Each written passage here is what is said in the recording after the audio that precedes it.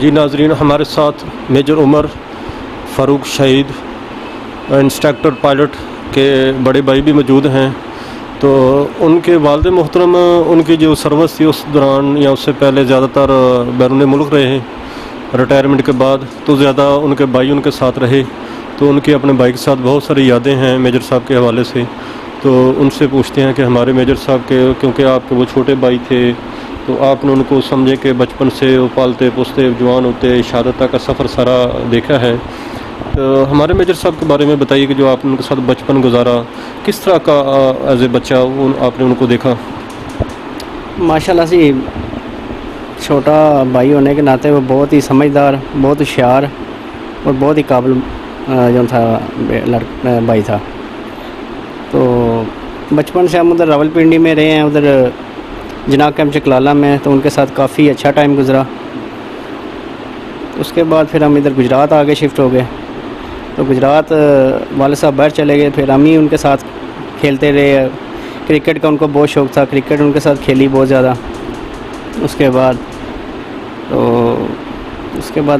بس اسی طرح ہی ٹائم گزرتا رہا. اور اس کے بعد میں بھی باہر چلا گیا. ان کا مزاج کس طرح کا تھا؟ شرارتی تھے یا اپنا سنجیدہ تھے یا کس طرح کا ان کا مزاج تھا دوستوں کے ساتھ؟ دوستوں کے ساتھ بہت خوش مزاج تھے، ہر وقت شرارتی تھے، شرارتیں کرتے رہتے تھے، ہر وقت کھیلتے رہتے تھے. بس ایسے ہی ان کا ٹائم گزرتا رہا اپنے دوستوں کے ساتھ.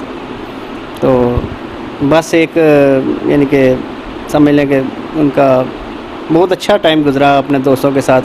تو جو بھی دوست ملتے ہیں وہ ہر وقت ان کو یاد ہی کرتے رہتے ہیں کہ بہت اچھے دوست ہیں. آپ ان کے ساتھ اکٹھے سارے بھائی ایک اسکول میں پڑھنے کے لیے جاتے تھے یا کہ علیحدہ علیحدہ؟ نہیں، علیحدہ علیحدہ جاتے تھے. میں ادھر گجرات میں فوجی فاؤنڈیشن اسکول میں پڑھتا رہا ہوں. تو عمر جو سا تھا ادھر میونسپل اسکول میں تھا. پھر اس کے بعد یہ لاہور چلے گئے. لاہور میں انہوں نے FCC کالج لاہور سے جو سا FSC کی. اس کے بعد وہیں سے پھر انہوں نے اپلائی کیا. تو جو میرے سے چھوٹا کمر وہ بھی ان کے ساتھ اکٹھے ہی انہوں نے ادھر FSC کی لاہور میں. جی. تو کتنے دن بعد عموماً گھر چھٹی آتے تھے جب آرمی جوائن کر لی انہوں نے؟ آرمی تقریباً جوائن کرنے کے بعد انہوں نے مختلف اوکیجن پہ ہوتا تھا کہ اگر اوکیجن ہو تو ہو سکتا ہے ہفتے کے اندر بھی آ جاتے. لیکن وہ آپ کو پتہ ذرا اسٹرکٹ رول ہوتے ہیں آرمی کے. تو وہ یہی ہے کہ 1 مہینے بعد، کبھی 2 مہینے بعد، کبھی اگر ڈیوٹی کہیں ایسی جگہ پہ لگی ہے یا نہیں تو وہ 6 مہینے تک بھی نہیں تھا آتا. باقی فون پہ تو تقریباً بات ہوتی رہتی تھی. جی. فون ڈیلی کرتے تھے؟ جی، فون گھر پہ تقریباً ڈیلی کرتے تھے. اپنی والدہ سے بھی بات کرتے تھے. ہمارے سے بھی تقریباً ڈیلی کی بنیاد پہ تو بات نہیں ہوتی تھی لیکن بات ہوتی رہتی تھی. تو جب چھٹی گزارنے کے لیے گھر آتے تھے تو کیسا گھر کا ماحول ہوتا تھا؟ مثال آپ بتاتے ہیں کہ بڑے خوش مزاج تھے، گھر میں رونق آ جاتی تھی. تو کچھ ہوتے ہیں کہ گھر کی رونق ہوتے ہیں، باقی سارا بھی گھر ہو تو اس طرح محسوس نہیں ہوتا، لیکن ایک فرد پورے گھر کی رونق ہوتی ہے. تو میجر صاحب کا جو مزاج تھا وہ اس حوالے سے ذرا بتائیے گا. میجر صاحب کا کیا مزاج آپ کو بتاؤں؟ مزاج بس یہی تھا کہ جب وہ گھر آتا تھا تو ایسے جیسے گھر کی رونق کھل اٹھتی تھی. یعنی کہ ایسے جیسے گھر میں رونق نہیں آ جاتی، وہ ایسا ماحول ہو جاتا تھا. تو بس اس کے جانے کے بعد بس ایسے ہی کچھ سمجھ نہیں آتی کیا ہے. ماشاء اللہ کیا بتائیں. آخری چھٹی کتنے دن پہلے گھر آئے ہوئے تھے جب ان کی شہادت ہوئی؟ اس سے کتنے دن پہلے انہوں نے چھٹی گزاری کر؟ آخری چھٹی تقریباً اس ٹائم کووڈ بہت ہائی پیک پہ چلا گیا تھا. تو کووڈ بہت اسٹرکٹ رول ہو گئے تھے. تو غالباً 23 مارچ کو وہ آخری بار گھر آیا تھا، 23 مارچ یا 20 مارچ اس طرح. تو اس کے بعد پھر جو سا چلا گیا تھا. تو اس کے بعد پھر فون پہ ہی بات ہوئی تھی. تو 23 مارچ کو وہ آیا تھا اور 13 اپریل ان کی جو سی ہے شہادت ہوئی تھی.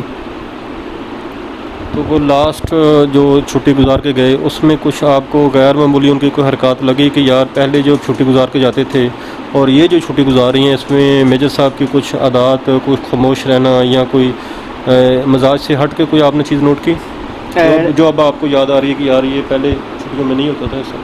نہیں، نارمل روٹین تھی ان کی. جیسے نارمل پہلے آتے تھے ویسے ہی ان کی روٹین تھی. بس یہ ہے کہ جب آتے تھے تو یعنی کہ اس دفعہ جب آئے تھے تقریباً سب سے مل کے گئے تھے. شاید یہ ان کا آخری بار ملاقات تھی سب کے لیے، سب کے ساتھ. تو اس وجہ سے باقی یہ تو اللہ کی ذات جانتی ہے کیا تھا. تو کتنا عرصہ انہوں نے سرو کیا تھا جوائننگ سے لے کر شہادت تک کا سفر جو ہے کتنا عرصہ ان کی سروس ہو چکی تھی؟ سروس ان کی تقریباً 10 سال ہو چکی تھی. تو 10 سال انہوں نے سروس کی آرمی میں. تو ماشاءاللہ یہی ہے کہ پہلے اسلام آباد ان کی یونٹ موو ہوئی تھی, ادھر ان کو پوسٹ کیا گیا تھا. اس کے بعد پھر ان کو 2 شوق تھے, ایک SSG میں جانے کا اور ایک ایویشن میں. تو ان کی ایویشن میں سلیکشن ہو گئی تھی تو وہ پھر ایویشن میں چلے گئے. تو اس کے بعد پھر اسی طرح ایویشن میں باولپور بھی رہے ہیں, ملتان بھی رہے ہیں. اس کے بعد وہ کورس جو ہوتے ہیں ان کے ڈیلی آتے رہتے ہیں. پھر انسٹرکٹر کے لیے رسالپور بھی گئے ہیں. تو رسالپور اور باقی اسی طرح آپ کو پتہ ہے گھومتے رہتے ہیں سارے. جو آپ کا اتنا چھوٹا اتنا پیارا بھائی تھا, کبھی سوچا تھا کہ اللہ تعالیٰ اس کو اس مقام کے لیے چنے گا؟ کبھی خیال آیا تھا؟ خیال دیکھیں, یہ تو آرمی میں جو بھی بندہ جاتا ہے اس کی یہی ہوتا ہے کہ اس نے شہادت کا رتبہ لینا ہے. تو بڑے بڑے میجر جنرل بھی اور اس سے بھی سب کی خواہش یہی ہوتی ہے کہ شہادت کا رتبہ ملے. لیکن شہادت کا رتبہ تو قسمت والوں کو ملتا ہے. تو باقی یہ ہے کہ ٹائم سے بھائی چلا گیا. ابھی اس کی عمر تو نہیں تھی, لیکن چلیں خوشی بھی ہے کہ شہادت کا موقع اس نے حاصل کیا. آپ بتا رہے تھے کہ آپ کو بھائی کی شہادت سے کچھ عرصہ پہلے ایک خواب بھی آیا تھا, وہ ذرا بتائیے کہ وہ کیا خواب تھا؟ جی تقریباً وہ ابھی مجھے ایگزیکٹ ڈیٹ اور ٹائم تو یاد نہیں, لیکن 2004 5 یا 6 شاید اسی طرح کا کچھ سن کی بات ہے. 14-15 سال یا اس سے کافی عرصہ پہلے کی بات ہے. ہمارا یہی خواب آیا تھا کہ یہ ہمارے بالکل گھر کے پاس ایک پلین گرا ہے, لیکن وہ نہیں سمجھ آ رہا پلین گرا ہے. لیکن میں اسی ٹائم میری آنکھ کھول کے مجھے نہیں سمجھ آیا کہ وہ پلین کیا تھا, کس لیے آیا تھا. لیکن اس کے کافی عرصے بعد جب پلین کریش ہوا تب مجھے سمجھ آیا کہ یار یہ تو وہی خواب تھا جو میں نے دیکھا تھا.